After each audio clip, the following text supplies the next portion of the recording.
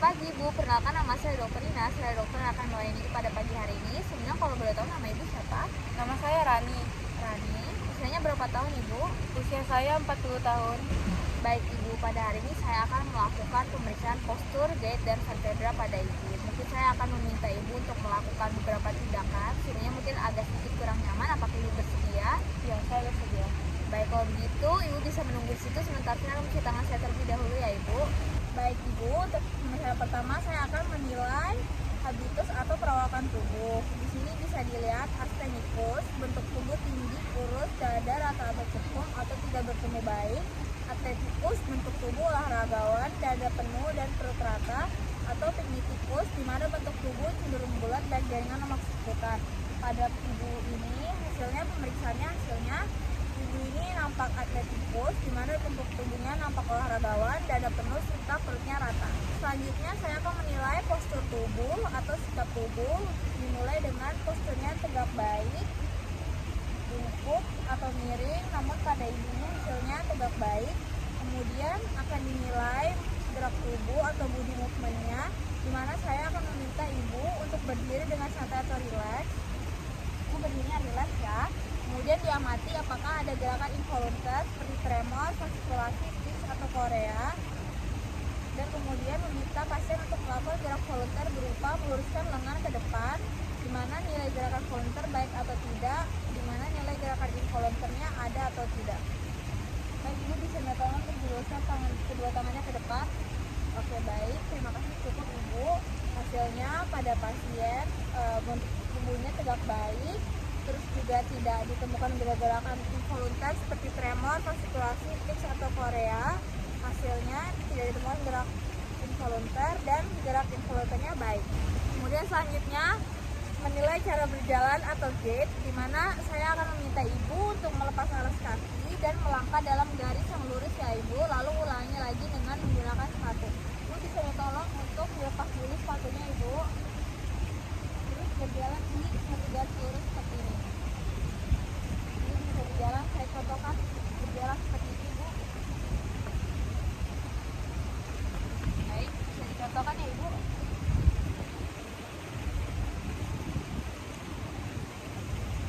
Baik, bisa diulangi tapi sekarang pakai sepatu ya Ibu.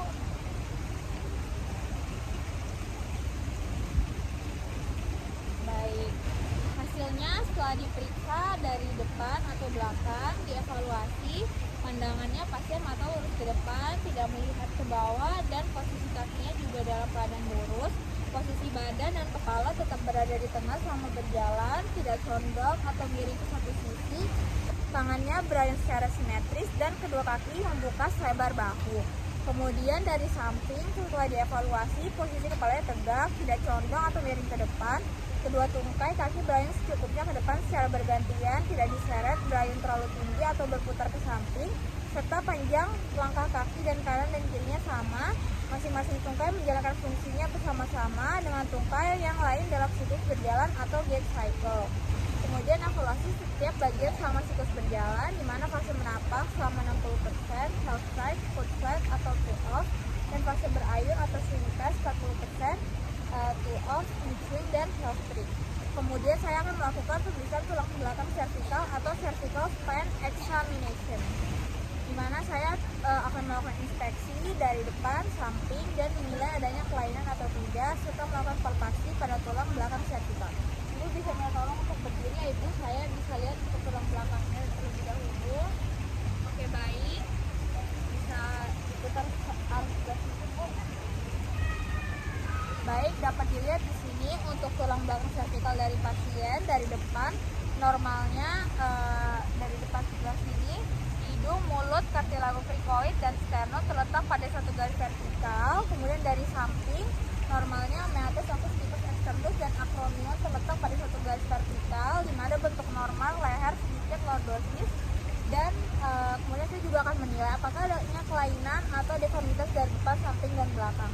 Di sini saya menilai dari depan, samping, dan belakang tidak ada kelainan deformitas. Kemudian melakukan palpasi tulang belakang vertikal, di mana saya akan meraba prosesus spinosus vertebra cervicalis dan menentukan prosesus spinosus atau cervical 3 TH1 yang paling menonjol. Kemudian saya akan menilai memulai gerakan tulang belakang vertikal, di mana saya akan menilai penuh apabila mendasarkan cara pemeriksaan yang memberitahukan angka normal. Saya akan meminta pasien untuk melakukan fleksi, di mana saya akan meminta ibu untuk mendekatkan dagu ke dada dengan jangkauan normalnya adalah 0 sampai 50 derajat ya ibu. Jadi dekatkan dadanya ke dagu seperti ini bu. Oke, dapat dilihat di sini pasien dapat menempelkan dagunya ke dada. Kemudian juga saya akan meminta pasien untuk melakukan ekstensi. Ibu bisa minta tolong untuk mendongak ke atas dengan jangkauan normalnya adalah 0 hingga 60 derajat ya ibu. Baik, di sini dapat dilihat ibunya bisa mendongak dengan baik, maka hasilnya dalam keadaan normal. Selanjutnya saya meminta pasien untuk melakukan lateral bending, di mana saya meminta pasien untuk mendekatkan telinga ke bahu, ke kanan dan ke kiri dengan jangkauan normal adalah 0 hingga 45 derajat. Ibu bisa minta tolong untuk ditempelkan ke sebelah sini dan ke sebelah sana ibu. Oke, baik. Dapat dilihat pasien bisa mendekatkan telinganya ke bahu kanan dan kiri dengan jangkauan normal.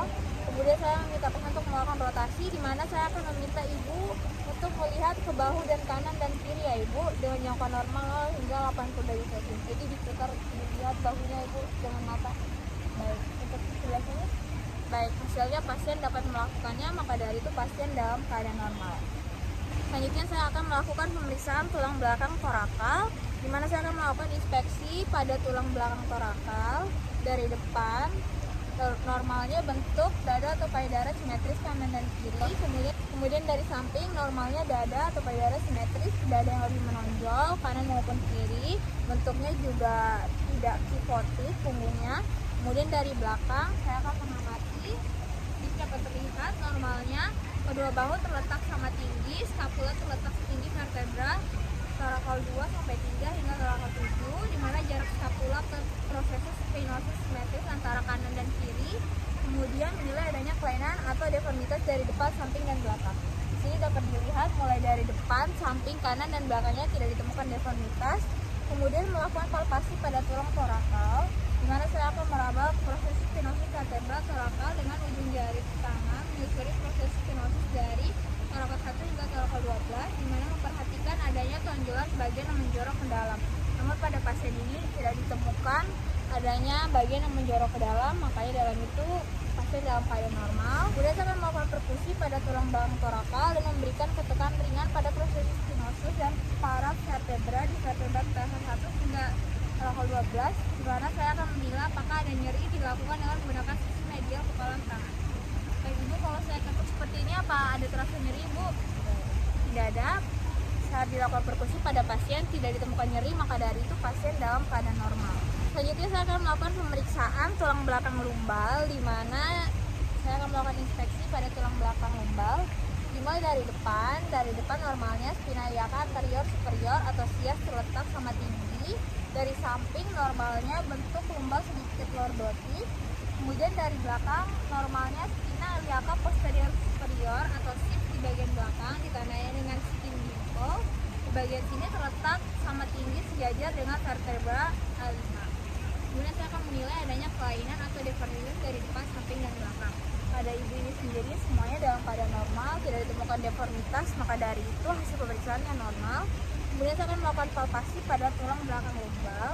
Ini sih ya ibu, saya akan meraba prosesus spinosus vertebra lumbal dengan ujung jari tangan, menyusuri prosesus spinosus dari L1 hingga L5, dan kemudian perhatikan adanya tonjolan bagian yang menjorok ke dalam atau tidak. Di sini tidak ada tonjolan atau bagian yang menjorok ke dalam, maka dari itu pasien dalam keadaan normal. Kemudian kita akan melakukan perkusi pada tulang belakang lumbal dengan memberikan ketekan ringan pada prosesus spinosus dan para vertebra di vertebra L5 hingga L1 hingga L5, lalu menilai apakah ada nyeri pada vertebra. Dilakukan dengan menggunakan sisi medial kepala tangan. Baik, kondisi ibu, saya akan melakukan perkusi untuk mengingat nyeri. Apakah ada nyeri ibu? Baik, ketika dilakukan perkusi dan dilakukan tepukan tidak terasa nyeri pada pasien, maka dari itu pasien dalam keadaan normal. Selanjutnya saya akan menilai gerakan tulang belakang torakal lumbal, di mana saya akan memberi nilai penuh apabila mendasarkan cara pemeriksaan dan memberitahukan angka normalnya pada pasien. Yang pertama saya akan melakukan fleksi depan, minta tolong ibu untuk membungkuk ke depan dengan tangannya lurus ke bawah, berusaha menyentuh jari kaki dengan kedua tungkainya tetap lurus, jadi kakinya tetap lurus dan tangannya berusaha menyentuh telapak kaki dan jari-jari kakinya ya ibu, yang normalnya 0 sampai 90 derajat. Baik, dapat dilihat di sini untuk pasiennya bisa menyentuh jari kakinya dengan dalam keadaan normal dan membungkuknya juga posisi 90 derajat bisa kembali berdiri Bu. Baik, untuk hasil fleksi pasien dapat membungkuk dan dapat memegang jari-jarinya dan dapat membungkuk 90 derajat maka dari itu dalam keadaan normal. Baik, untuk pemeriksaan terakhir saya akan melakukan pemeriksaan rotasi. Baik Ibu, nanti saya minta tolong Ibu untuk berputar badannya ke arah kanan dan kiri sementara saya nanti akan melakukan fiksasi dengan menahan badan Ibu ya Ibu. Baik, Ibu saya diputar badannya ke arah kanan dan kiri Bu. Oke baik, ke arah sebelah Ibu.